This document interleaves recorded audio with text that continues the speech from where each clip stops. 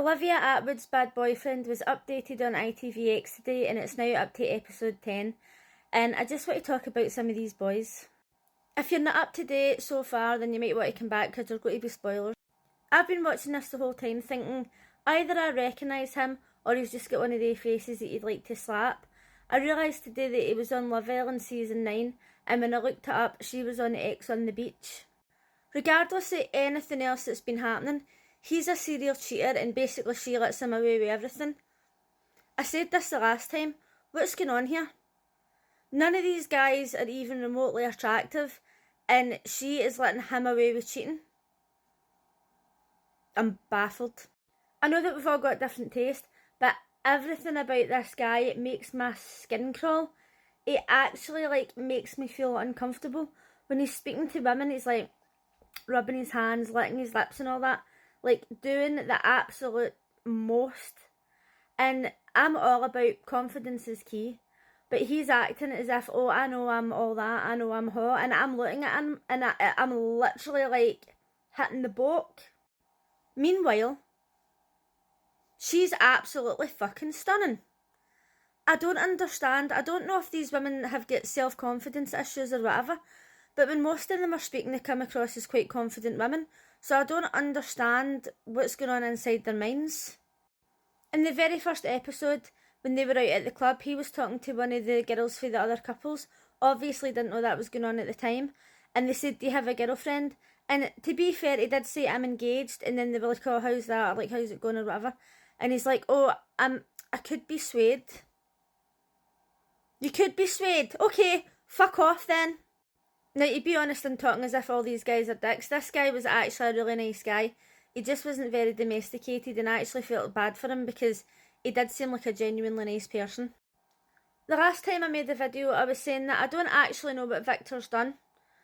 But then, when I carried on watching the show, it seems as if she's only took him on because he doesn't really express a lot of emotion, and he didn't believe in getting married.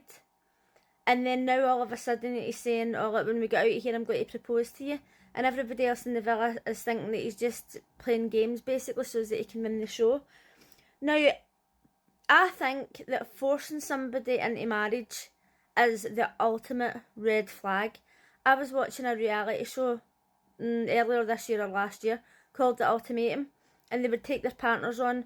One of them wanted to get married and one of them didn't, and then they did a couple swap to see if it changed the perspective, and then some of them did end up changing their minds, but he's only been on this for a few days and he's already saying, oh, when we leave we can get married. And it is a bit strange because I've personally never believed in getting married, and if you took me on a show, or if no matter, you could sit me down and you could say, this is why I want to get married, give me all the spiel about it. She's saying that her family want a big Nigerian wedding, and what? It's got fuck all to do with your family. I genuinely believe that he doesn't want to get married, but you could sit me down and have this conversation and I'll be like, marriage is a scam and that is it. It's all just about the government getting more money out of you. And it's a con. You could never convince me to marry you. So taking somebody on a show like this and saying that they're a bad boyfriend just because they don't want to get married, she's the problem. This guy is an absolute skis bag. He's cheated on her several times. And then she was talking to him about one night that they'd split up and then he went and slept with a friend. Now, how she can forgive him for that, I'll never know. It's one thing going out and having a one-night stand with somebody that you don't know, which is bad enough. But him actually going and sleeping with a friend, somebody that they know that they've spent a lot of time with, is just too far from me. And I feel like she just lets him away with everything. And then at one point, they've to go out and buy the girls gifts. And he buys her a gift. And okay, she doesn't want to seem ungrateful or whatever, but she doesn't like the gift. And when she's in getting interviewed, she's like, oh, I didn't really like my gift. Okay, well, speak up then. Tell him that you didn't like the gift and tell him why. But she had been moaning that he never buys her presents, and when he does, they're always crap. So, I mean, if she's not going to voice her opinion, then he's not going to learn. When I looked it up, it says there's 11 episodes, and I'm on episode 10. Episode 11 isn't up yet. And as I'm watching this, I'm kind of thinking, who's going to win this? Who actually deserves to win?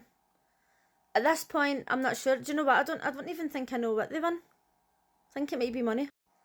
At this point, I'm starting to think instead of it being a show about reforming bad boyfriends, it should be a boot camp for women and how not to put up with their absolute fucking shit. Let me know what you think.